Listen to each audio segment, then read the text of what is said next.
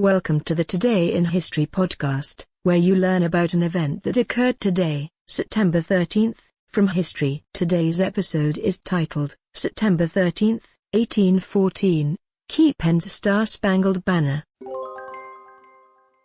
On this day in 1814, Francis Scott Key pens a poem which is later set to music and in 1931 becomes America's national anthem, the Star-Spangled Banner.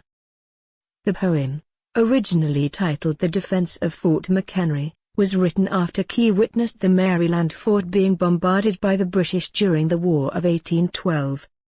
Key was inspired by the sight of a lone U.S. flag still flying over Fort McHenry at daybreak, as reflected in the now famous words of the Star-Spangled Banner, and the rocket's red glare, the bombs bursting in air, gave proof through the night that our flag was still there.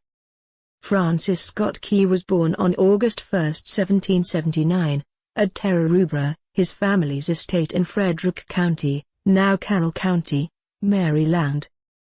He became a successful lawyer in Maryland and Washington, D.C., and was later appointed U.S. Attorney for the District of Columbia. On June 18, 1812, America declared war on Great Britain after a series of trade disagreements. In August 1814, British troops invaded Washington, D.C., and burned the White House, Capitol Building and Library of Congress. Their next target was Baltimore.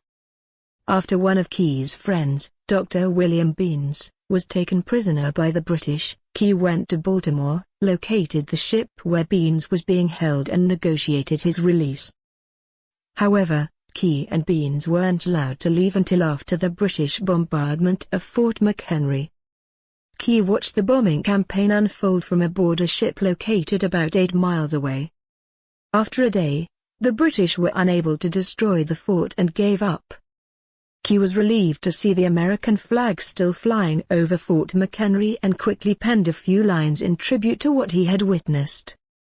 The poem was printed in newspapers and eventually set to the music of a popular English drinking tune called To an Acreon in Heaven by composer John Stafford Smith. People began referring to the song as the Star-Spangled Banner, and in 1916 President Woodrow Wilson announced that it should be played at all official events. It was adopted as the national anthem on March 3, 1931. Francis Scott Key died of pleurisy on January 11, 1843.